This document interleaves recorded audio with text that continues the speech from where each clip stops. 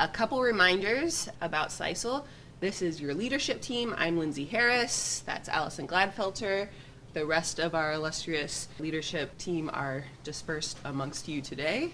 We're going to have some targeted communications and activities for people within certain research areas and interest groups moving forward. So if one of those seems to apply to you, or more than one, you can join 3 if you like.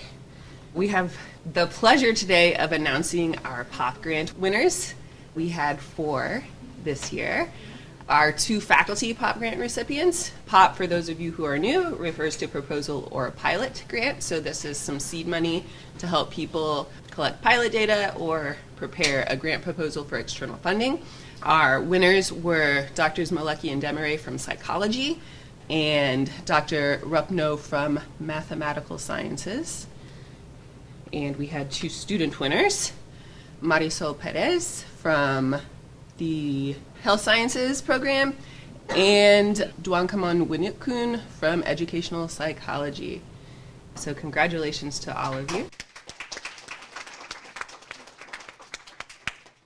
We're going to move straight into our presentations. These are quick, bite-sized little research talks, about 10 minutes with 5 minutes for questions and answers after each one. Our first speaker is Dr. Gordon from College of Health and Human Sciences. Thank you. Well, I'm really excited to be here and to have a pad of paper and pen to make note of questions as they come up. I'm Rachel Gordon. I've been at NIU for just over 4 months now, since July, as our new Associate Dean for Research and Administration, and I'm talking in the area of social and emotional learning. I've done additional work in this area, so if it interests you, happy to talk more about some additional areas of our work. Today I'm talking about supporting young children's emotion literacy by assessing their emotion-focused teaching in preschool classrooms. I'm a very multidisciplinary, multi-method scholar, what may interest some of you in the audience. My undergraduate degree is in psychology with a child clinical focus, and I became interested in broader intervention and policy, and through wonderful mentors ended up getting a doctorate in public policy that's multidisciplinary. I was at UIC and the U of I system for 22 years, and I've worked with people in human development, Department of Education, psychology, public health, and lots of different areas. So really excited to get to know you and connect with you. I put up here my abstract just to orient you to start, and then I'll dive into a few details, just bite-sized like we heard about. I'll be talking about an aspect of literacy in terms of how young children learn the meanings and interpretations and responses to emotion cues in local contexts, and we look specifically at how teachers engage in emotion-focused teaching in preschool and early care and education classrooms. And despite the importance that we know of social emotional learning, the holistic approaches we often take in early childhood settings, there hadn't been a well-validated measure of that aspect of teaching. And so with my colleagues, Kate Zinzer, who's at UIC, and Tim Kirby, who's at George Mason University, we had a IES Goal 5 measurement grant to develop something called the EMOTers, the Emotion Teaching Rating Scale. And I'm going to give you these bite-size about how we synthesize the literature to develop that measure, and then some of our empirical results. And if the measure interests you, I'm happy to talk and share more. There is a website on the EMOTers project, and you can connect to log in to get the latest version of the manual. We do take a modern approach to measure development and see it as iteratively evolving, so it's constantly changing, and there is some training if you're interested in using the measure. So what I thought might appeal to this audience today was how we've thought about how teachers scaffold children's development and emotion literacy, and thinking about foundational aspects of teacher and child competence and how they each move up along a continuum. And that'll be important when we look at our empirical approach and how we approach that and how we got information to improve the measure. So on the right side, you can see children's emotion skills. And in the field, if you know this field, we often think about children's emotion knowledge, expression, and regulation. And then on the left side, we think of teachers with increasing intentionality in what they're doing with children, so going from modeling emotions to responding to children's emotions, to instructing about emotions. And the meta-analysis that we did is published in ECRQ, Early Childhood Research Quarterly. If you're interested in it, I'm happy to share it as well. We think about how children gain knowledge of the cues of their own and others' feelings, facial cues, vocal cues, physiological cues and what they're feeling, how they then express the emotion to communicate with others about feelings and needs, and then how they learn in their context what may be expected to regulate emotion and how to do that. So maybe it's taking deep breaths when we're feeling overwhelmed. And then for teachers, sorry, this is a lot. I took it from this paper and we've winnowed it down over time, but thinking about modeling and responding and instructing, and again, thinking about that as a continuum. We can think about modeling as all the expressions, behaviors that adults make in the world around them, and how children may see those expressions and something that's associated with it and start to learn about those cues for emotions and what they mean in their social context. Teachers will also respond to children's emotions, and importantly, they may validate them. So they may say, oh, it's okay to feel sad, or they may invalidate them, such as saying, oh, you're overreacting in that situation. And then instructing about emotions. So the adult plans or takes advantage of a situation to explicitly give information about emotions and their context. We use two strategies to aim to observe teachers in that more high-level instructing context and see if emoters could pick up differences from their typical behaviors with the children. So we used a book reading where we gave all teachers the same book, and that was meant to prompt them in using some of that emotion-focused instruction. And then also a preschool-oriented social emotional learning task that all the teachers engaged in.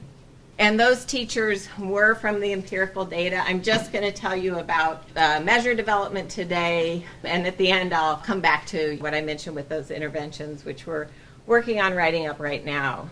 The empirical data for the measure development, we had 18 classrooms in 2 large metropolitan areas. We collected video. We used the swivel. If you know that, it became very popular during the pandemic.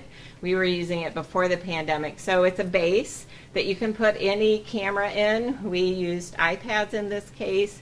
We used a multiple swivel setup so that there was a main recording of the room and also smaller areas like the area used for whole group and for centers. We collected video up to 12 mornings per classroom, aiming for 4 mornings in the fall, 4 in the winter, and 4 in the spring. And the time period was 7:30 to 11 a.m. We then sliced that video into 10-minute segments, and there were 1,609 of those. And we had multiple raters, 23 from 2 universities, which allowed us to look at how raters varied. We do have training and guidance in the use of the measure, and we wanted to look to see if the raters learned that guidance, learned how to implement it in consistent ways. And this version, I'll tell you about 18 modeling items, 12 responding, 12 instructing. As I said, the measure is in continuous improvement. The approach we used is called the many-facet Roche model.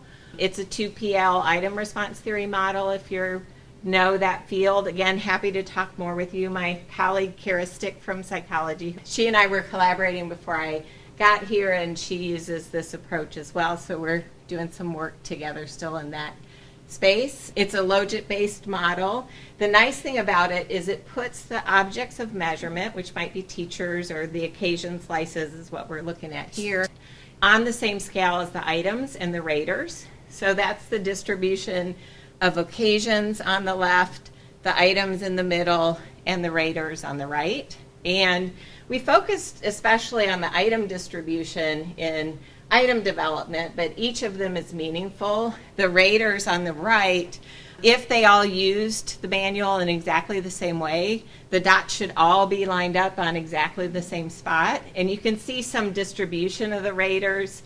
So we often label that some are more lenient, some are harsher, some tend to score on the lower end, some tend to score on the higher end. For the items in the middle, we'd like it to look like a ruler where there were equally spaced ticks along the way and positioned so that it's covering about the same range as the occasions. So I know it's a little small for some of you, but what we see instead is some of the dots are clustered together and some are spread out. So in our iterative item development, we aim to look at what was the content of items in the middle. We could watch the video, think about some aspects of practice we might be missing, look back to the literature, and then move items up and down as we worked on the measure. There's always that continuous measure improvement opportunity, right? And things change over time and context. If you haven't been exposed to item response theory, it lets us think differently about measures than classical measurement theory. So we do have that ruler analogy, so we're not focused just on correlations among items. So we can think of some items as capturing the easier things, they're sometimes labeled, the things that teachers may do most naturally, the competencies they may learn and display first, to those that are hardest or observed least frequently. And so I just gave you, for a taste, a couple of examples of those in the instructing realm. So the things that teachers do more frequently are the kind of foundational aspects of competency, are asking questions about emotions, enhancing emotion content in dramatic play, which is frequent in preschool, labeling emotions, demonstrating emotions like, see, I'm smiling, I'm happy. And then the less frequent, so higher competency, incorporating prior lessons to teach about emotions, helping children respond to other children's emotions, and asking how they think someone else feels or thinks. So last thing I'll share, we do have publication from other aspects of validation of the measure underway. So we've published in our publishing associations with children's social and emotional development. It's both direct observation with observational rating scales of children's behaviors and teacher ratings. We're also looking at those score differences in the instances I mentioned where the teacher was using the storybook or completing the SEL lesson. And we're also looking at trends within and across days. So is emotion-focused teaching lowest, say, in transition and highest in whole group or center? I wonder why you called it a motors. When I joined Tim and Kate, they had already decided to call it a motors. And I asked them about that as well because I've done a lot of work on the environment rating scales, if you know those, like the Eckers and the Itters. And it felt like it also overlapped with that area, but they were kind of set with the motors already. Okay. What are raters? Okay, so that's a good point. I didn't really say that explicitly, I think. So these are direct observation measures where someone goes into a classroom or watches video of a classroom, and they rate what's going on. So they have the questions, and they say, I'm going to score it on a 1, 2, 3, 4, 5. So we often call them raters. What was the age range for children? These are 3 to 5. My other work is with middle school to high schoolers, so I could share that if you need it. All right. Well, thank you so much. My name is Alecia Santuzzi. I'm a professor in the psychology department, specifically in the social and industrial organizational psychology area. My background is in social psychology, so I spent most of my graduate training and early research faculty years studying things like stigma, prejudice, discrimination, lots of DEI topics. And I also have a secondary specialization in quantitative research methods. And so my second hat here at NIU is as the director of the Research Methodology Services Unit. If anybody wants to talk to me about what that is, I'm happy to chat with you afterwards. Today I'm going to talk about my primary research interests. Like I said, I came out studying DEI topics from the very beginning. For the last decade or so, I've been focusing on disability in the workplace. And I'm using disability as defined by the Americans with Disabilities Act as a physical or mental impairment that substantially limits a major life activity or bodily function. The ADA noting it focuses on functions, not diagnoses per se. Just to put it into context, if you're not familiar with the ADA, There are a variety of our life activities and bodily functions that, if impaired, could qualify as being protected under the ADA. Several of these are features and activities that would be relevant to CISLL and CISLL-related research. So I'm picking out things like reading, communicating, learning, speaking. All of these things kind of relate to language and literacy, so I figured this would be a relevant topic to bring to the table. One of the things that we notice if we look across the various impairments that qualify as disabilities under the ADA is that the majority of them are invisible, which is surprising to a number of people. Recent surveys have found that about 62% of disabilities are completely invisible. And if you add on those disabilities that have features that are concealable if you put effort in, so these are things that might show some difference, but if you put some work into it, you can kind of hide it from somebody else, I think that adds another 26%. So we're talking about 88% of disabilities reported in the workplace are concealable or completely invisible.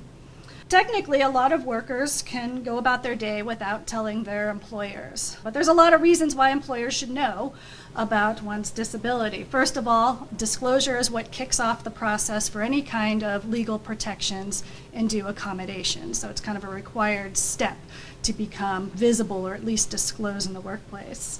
Performance evaluations might be affected as kind of like a side effect. There might be something disability related that affects your performance directly or indirectly. And so to avoid a misattribution in the workplace, you might want to disclose so that your employer knows that it's not something like lack of motivation driving whatever they observe, but rather something that's disability related. Then, of course, there are safety issues. There are some jobs that can't be completed safely unless there are accommodations involved. But even in general, there are emergency procedures that are developed for an organization, like emergency evacuation or some sort of emergency response. If the organization doesn't know that there are certain disabilities that might need alternative strategies in those emergency procedures, then that becomes a safety issue for the employees. Now, with all these reasons to disclose, one also might be surprised that many people are not disclosing in the workplace. Another survey found that approximately 30% of workers, this is U.S. workers, have some sort of health or medical condition that could qualify as a disability under the ADA. But if you're looking at the reporting that's occurring with an organization, only about 3 to 4% of people are actually disclosing it in the workplace. And so I've kind of built a research program around this issue, around that gap. One big question I have is, why are people not disclosing? There's lots of reasons that we're unpacking, but that's one big question I have. What are the consequences of that decision, both to the individual worker, and that could be in terms of their performance, it could be in terms of how they advance in the organization, it could also be health and well-being. And then, of course, there are consequences to the organization as well. And then what can organizations do to help workers to ensure that they are thriving and performing in the workplace when they have a disability or some ability difference? I'll focus just on the first one today because I think that's the one that's most relevant to the activities that are going on in CISLL. Why are people not disclosing? I've been unpacking factors both internally within individuals, they're kind of hidden individual experiences, as well as social factors. Examples of internal experiences might be kind of the salience or awareness people have that they're experiencing something that's interfering with them day to day. Many people with invisible and concealable disabilities aren't aware of it, or at least they're not aware of it all the time, that there's something affecting their behavior. And so even internally, they may not feel that they have a, quote, disability, and so when it comes time to disclose, they just don't see it as relevant to disclose. They don't have something that's interfering. By far, the literature has been focusing on the social factors much more, and so these are concerns about stigma, stereotypes, and discrimination associated with disability. So yes, there is a real valid reason to not disclose for fear of discrimination and bias. Unemployment rates are very different for people with disabilities as compared to people without disabilities. There are known stereotypes, negative stereotypes that affect workers with disabilities, especially concerns about low competence. And people with disabilities have reported that they're worried about being perceived as a burden to the organization if they were to disclose, and that's something that negatively affects their value and identity as workers. I'm not going to go through this paper, but I do have a paper where I kind of unpack that whole complex set of levels of information that people are trying to weigh when making decisions about whether they personally identify as somebody with a disability and then disclose on a form such as the voluntary self-identification form that you see there on the bottom left. There's a lot of complexity that goes into an individual's decision about whether they personally identify as having a disability and then take that step of disclosing it on one of those forms.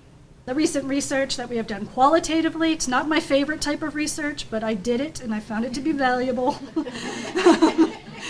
Every 7 years I will do a qualitative project. But one of the key findings we had in that project, we were looking at individuals in the DeKalb Sycamore area with concealable disabilities. They were all full-time working adults. And we asked them, how do you manage this information at work? None of them use the term disability at work ever, but they will use careful terminology, and that's one of the themes I've underlined there. They will find ways to use words to express what the condition is. They might use a specific diagnosis, or they might just refer to it generally and vaguely as an issue. But none of those people use the term disability in the workplace. And so then I built a quantitative study around that, where I just took I think it was about 1,600 individuals. This was through Prolific. It occurred during the pandemic. So I used Prolific to recruit full-time workers. This is the general population. And we randomly assigned people to different forms. So think about that voluntary self-identification form. The top part there would be the voluntary self-identification form. There's a lot of ADA language before that, but ultimately your job is to pick one of those boxes before you send it back. Yes, you're a person with a disability, no, or you prefer to not respond. That's the original form. What we did, and this is the only way we manipulated the form, we changed those response options. Everything else on the form is exactly the same, but we changed the response options to language and terms that we pulled from that qualitative study. So people were randomly assigned to either get the original version of that form, or they got the same form, but instead of the word disability up there, we changed it to qualifying impairment, or qualifying condition, which was another thing we pulled out. There was a content analysis to drag these terms out. And then I had a control condition that was qualifying disability, just to make sure that that word qualifying wasn't the thing that was driving the differences across those groups. So there were 4 conditions. We randomly assigned them to those 4 conditions, and we saw that the disclosure rate significantly increased from the one on the left there is the original one with disability, and the one on the far right is qualifying condition.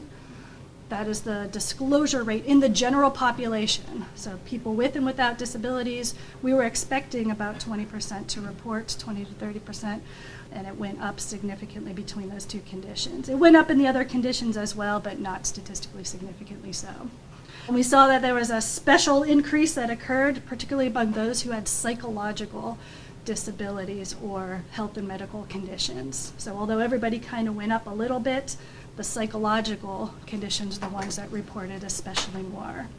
And then if we looked at the visibility versus invisibility, the invisible conditions are the ones that reported more when we changed the language to qualifying condition. So this is what I'm continuing to work on now. I do want to follow up and keep thinking about this term disability and the meaningfulness it has for people who have ability differences and disabilities. There is some work going on that not only looks at the negative implications of disability, which is kind of where this work started, but there's also another side to the story where people use the term disability in a very positive way. It can be positive in the sense that it's instrumental toward getting benefits, accommodations, and protections. This started with the deaf community, but has also been growing in the autistic community and the mental illness community. But there's a lot of pride around the disability identity for some people. So I want to make sure that I acknowledge that side of the story as well in my future research. My big area of focus right now in the disability realm is on neurodiversity and neurodivergence. Not only does it have elements of all of those things that I've listed in that first bullet point, there's a lot of variability and how people within that neurodiversity umbrella kind of talk about their ability differences and experiences. There's just a lot of discussion in the workplace around what happens to things like job design and the work environment when you shift to a neurodiversity perspective as compared to a disability perspective.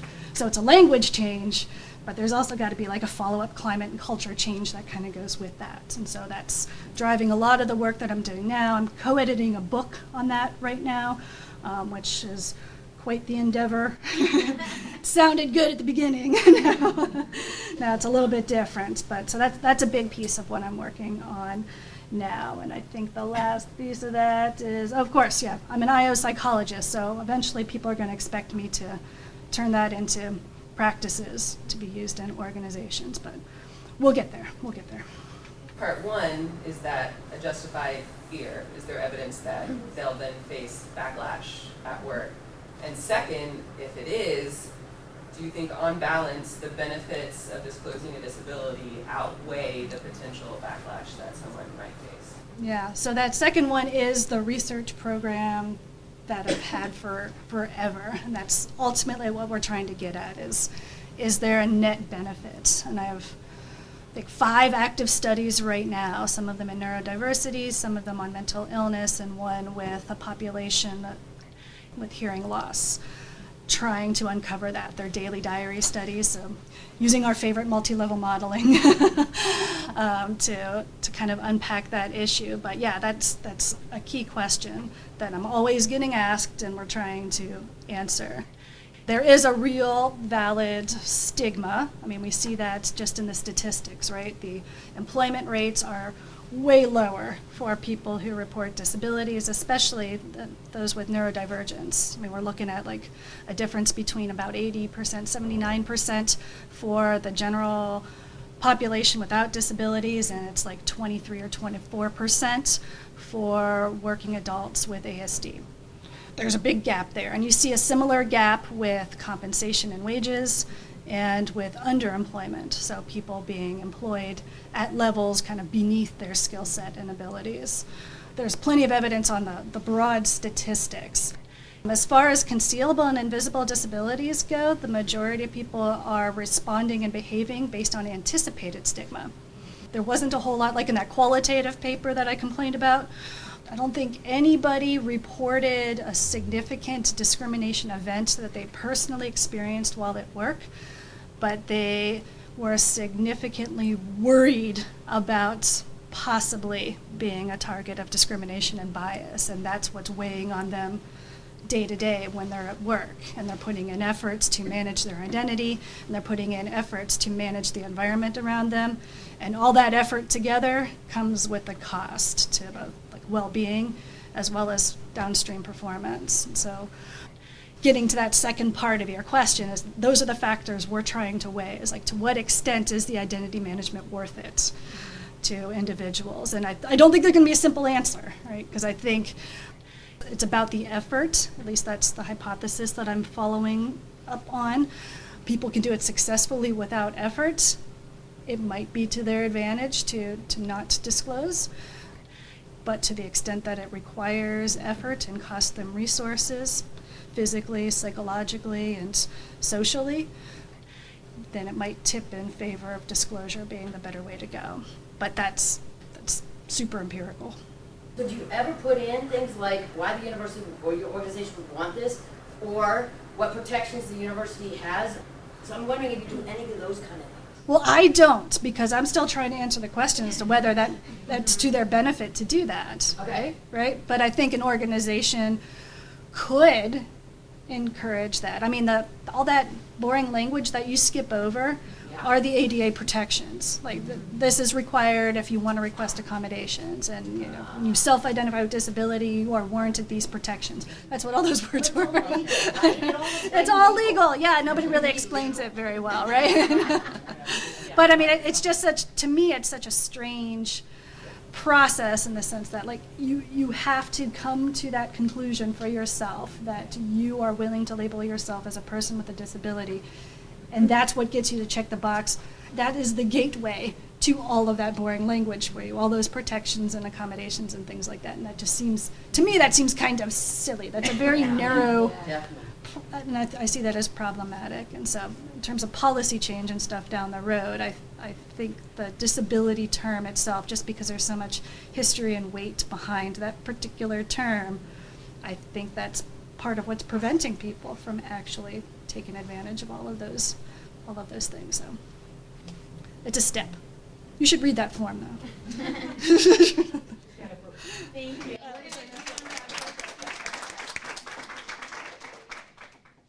And, hi, everyone.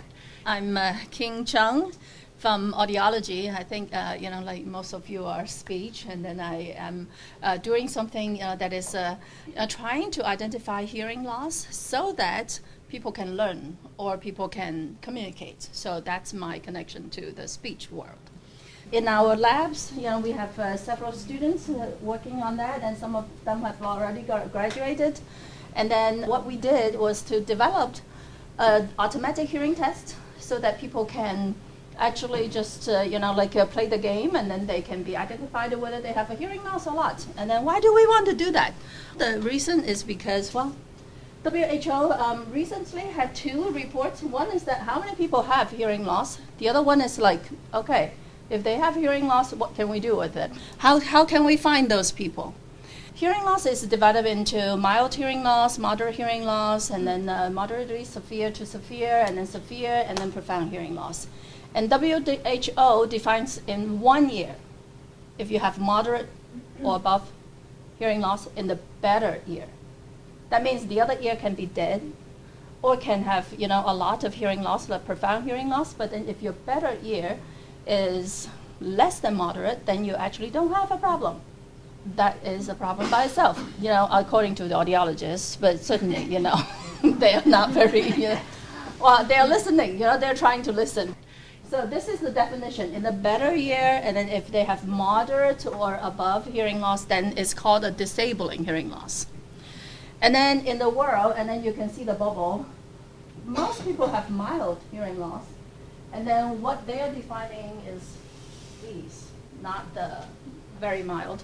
Clinical studies also shows that children, even they have mild hearing loss, unilateral hearing loss, they all have higher chance of getting delayed in school and then fail or grade and all those. So just want to let you know what we are working with. The WHO's definition is moderate or above in the better ear. And then this one is a chart showing that where are the people who have hearing loss. So the high-income countries actually don't have a lot. The prevalence in the high-income countries are higher, but 80% of the people who have disabling hearing loss are in the low to mid-income countries.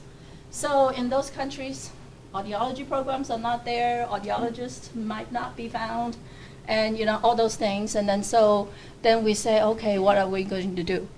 For the world, the population is older, getting older, because the life expectancy is more. And then this one is a chart showing that, well, for kids, you might only have 0.2% when they're born, but then when they get to like 75 and above, more than 58, close to 60% of them might have hearing loss.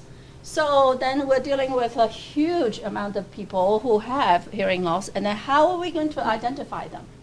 The problem is that because of the lack of audiologists in the low to mid-income countries, a lot of times people would just, go like without being identified or think that it is a natural process in their life.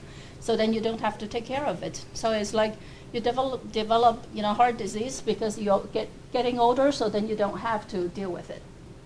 Obviously, that logic is not right. So I'm so glad that WHO actually recently, just like this year, they put out a recommendation to screen kids. So we're doing pretty well in the high-income countries to screen the infants. But then most of the high-income countries do not have school screening. US is one of them, that is really good. And then New Zealand is doing really well. And then Australia is thinking that, we need to wait for data. We need to wait for data in order to promote that.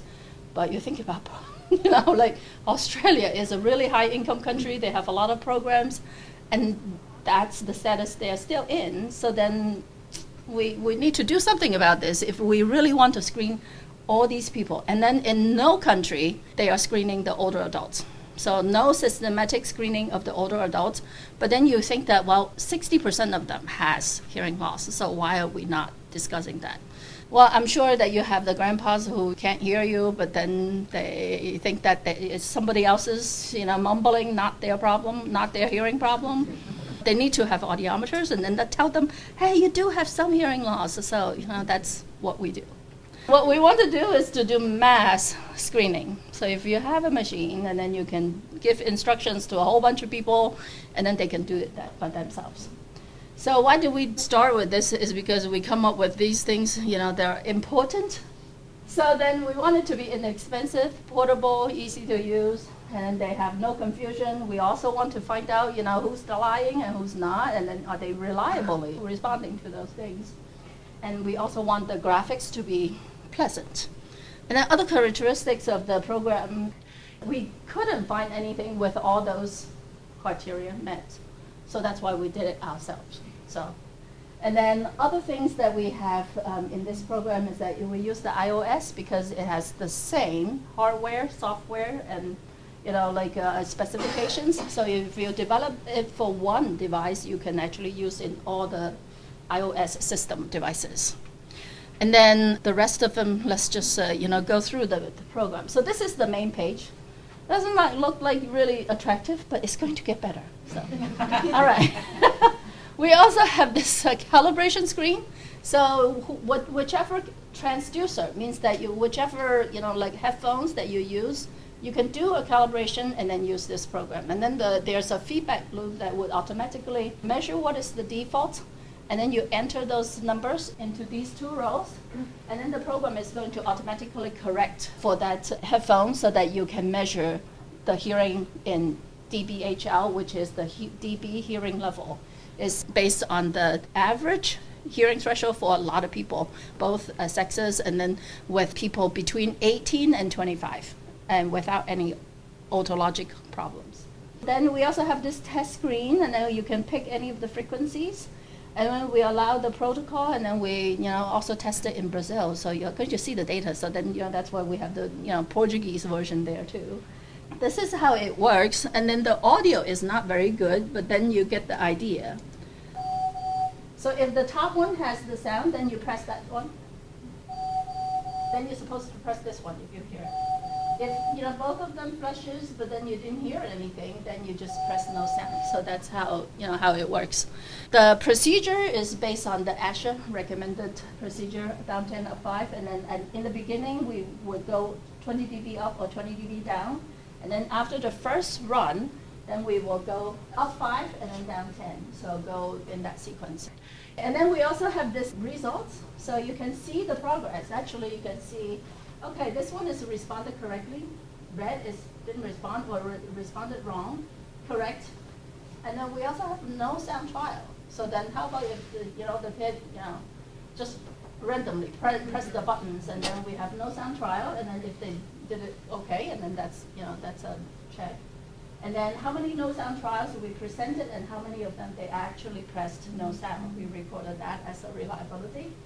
And then we can see the whole sequence instead of currently the audiologists would remember, okay, at what level they responded, and then they would go up and down. But now you can see the whole thing. And then we also, we said, okay, this is great that we just, developed this, and then let's do some studies, and then to just compare and find out if this is something that will work. So we use the same exact protocol, and then we test it in quite many places. So MMSE is for the older adults. So MMSE has the disadvantage of if you have mild hearing, mild cognitive disability, you actually can't find them. But if they only have mild, and then if they're just pressing the buttons, probably they're okay. But then if they have more cognitive impairment, then it's not. So then we also do the otoscopy, means we look into the ears. DPOA-E, the inner hair cell health, and then the TIM, which is testing the middle ear. So we basically test the outer, middle, and inner ear. And then we use the audit, which is the name app, and then also the conventional. So these two are presented either one or the other first, and then with counterbalance across the people. So then the US study, so we have young people, so that is between 18 and 44. This is what we found out. So for the younger ones, and then the middle ones, and then the older ones, the green means that it is within plus or minus 5. That is actually a clinically acceptable variability for any hearing test in the booth or in the field. And then some people also say, well, in the field, because we have more noise and then more distractions, so 10 dB is acceptable. So then you can see that the young and the middle ones, they are really good. Like 90-something% are within that clinically acceptable range. And there's some, if you count 10 plus or minus 10 dB, then we really get up to a 98% or more. And then for the older adults, then we found out that their variability is a little bit more. And then the older, with the group 1, that means that they have no cognitive problems, and then they have a really good variability. The RMS error is within 8 dB. And then the older one across all the frequencies. And then the other one is older group 2, and then we found out that the range is about the same. This group actually goes up to 100. And then this one goes from 60-something. The age, there's no difference between the age. The main thing is the MMSE. So MMSE for the second group is less. So that means if they have some kind of a cognitive disability, they would have a lesser ability to finish this correctly. And then we don't recommend the app to test their hearing if they have any detectable or MMSE 26 or below scores. And then we also have Brazilian ones. So then this one is 18 and above, and then in a job seeking center, and then we tested 79. It just happens that 79 people came through. So what we found out is that most of them are also at 0 difference. And then between the app and the conventional, so then this one is acceptable. Again, acceptable range is about 94%. And then there's some people that are on the two sides. In Sri Lanka, this is what we found. So again, if you count plus or minus 5, it's about 96%. This is from Hong Kong. We have people in different age groups, and then the only age group is the older group that it might tilt it to average of 5 dB variation, but most of them are within the center at 0, so across all ages. And then what we found out is that if they're 3, they're not like half and half, they can do the test. But then there was a 2 years and 9-month-old kid who finished the whole thing without a glitch. So it was like, whoa, I wonder what he can do in his life. And then about the testing time for the kids is about less than 300 seconds. And then we're only testing 4 frequencies in both ears for them. But then for older ones, we test 5 frequencies, and then they show that the younger adults, they would do faster, and then the older one may take a little bit longer. 10 minutes or so, then they would definitely be done with a slight variability. We also have preference data. Hey, which one do you like better? You like raising hands or you like the iPad? So then this is the group, and then their preferences. So the conventional is this, and then this is the iPad. And then this group is because a lot of them are doing play audiometry. So, play. We always try to do the, raise your hand first. And then if they just don't get it, then we would just, okay, how about play? So then, that group probably is biased by that play because it's more fun, right? With the people interacting it.